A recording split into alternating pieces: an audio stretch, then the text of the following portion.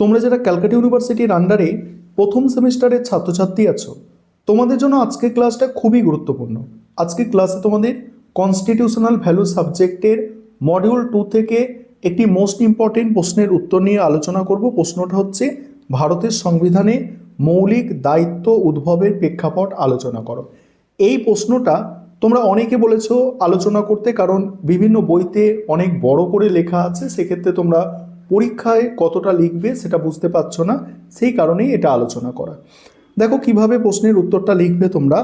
প্রাচীন ভারতীয় ধর্ম এবং সংস্কৃতিতে কর্তব্যের ওপর বিশেষ গুরুত্ব আরোপ করার প্রবণতা লক্ষ্য করা যায়, কারণ সেই সময় এই বিশ্বাসই ছিল যে আপনি যদি আপনার কর্তব্যগুলি সঠিকভাবে অনুসরণ করেন তবেই আপনি স্বয়ংক্রিয়ভাবে আপনার অধিকার পাবেন।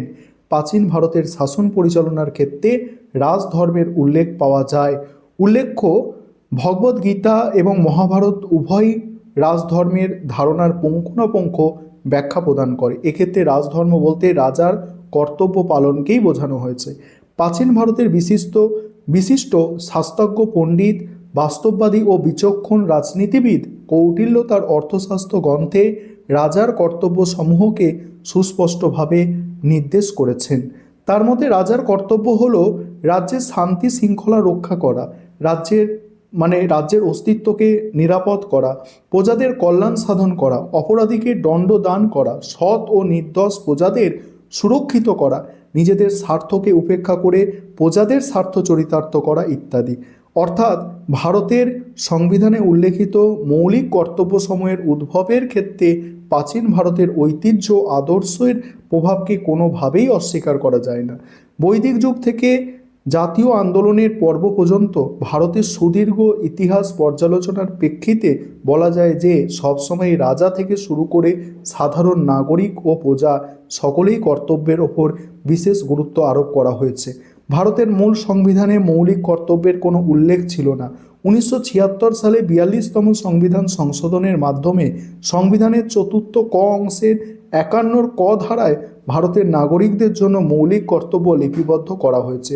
উল্লেখ্য, ভারতের মৌলিক কর্তব্যের উল্লেখযোগ্য উৎস হিসাবে সোভিয়েত ইউনিয়নের সংবিধানে উল্লেখিত মৌলিক কর্তব্যগুলির কথা যেমন বলা হয়, তেমনি একই সঙ্গে সম্মিলিত জাতিপুঞ্জের সর্বজনীন মানবাধিকার ঘোষণাপত্রের 29-এর 1 নম্বর ধারায় উল্লেখিত ধারণাও এক্ষেত্রে একইভাবে গুরুত্বপূর্ণ। সম্মিলিত জাতিপুঞ্জের সর্বজনীন মানবাধিকার ঘোষণাপত্রের 29-এর 1 নম্বর ধারায় উল্লেখ করা হয়েছে যে প্রত্যেকেই সমাজের প্রতি কর্তব্য আছে, যেখানে তার ব্যক্তিত্বের স্বাধীন ও পরিপূর্ণ বিকাশ সম্ভব। পরের অংশটুকু নিয়ে আলোচনা করব। তার আগে যে বিষয়টা তোমাদের বলার আছে, তোমাদের জন্য অনলাইন কোচিং ক্লাস চলছে। তোমরা যদি কেউ পেড ব্যাচে অ্যাডমিশন নিতে ইচ্ছুক থাকো বা এই সাবজেক্টের ওপর আমাদের স্টাডি মেটেরিয়াল পারচেস করতে চাও, এই কম্পালসারি সাবজেক্টের ওপরে, অবশ্যই তোমরা স্ক্রিনে দেওয়া নম্বরে যোগাযোগ করবে। আর আমাদের স্টাডি মেটেরিয়ালের কোয়ালিটি অনেক বেটার, দেখতেই পাচ্ছ তোমরা। স্টাডি মেটেরিয়ালের কোয়ালিটি আমাদের একটু অন্যরকম করা হয়, যাতে ছাত্রছাত্রীরা ফুল মার্কস পেতে পারে। তারপরে কি বলা হচ্ছে, দেখো ভারতে এটা তবে ভারতে মৌলিক কর্তব্যের উদ্ভবের ক্ষেত্রে 1976 সালে গঠিত শরণ সিং কমিটির প্রতিবেদনের ভূমিকা বিশেষভাবে গুরুত্বপূর্ণ। বলা বাহুল্য, শরণ সিং কমিটির প্রতিবেদনের ভিত্তিতে 42তম সংবিধান সংশোধনী আইনটি গৃহীত হয় এবং ভারতের সংবিধানে মৌলিক কর্তব্যসমূহকে অন্তর্ভুক্ত করা হয়।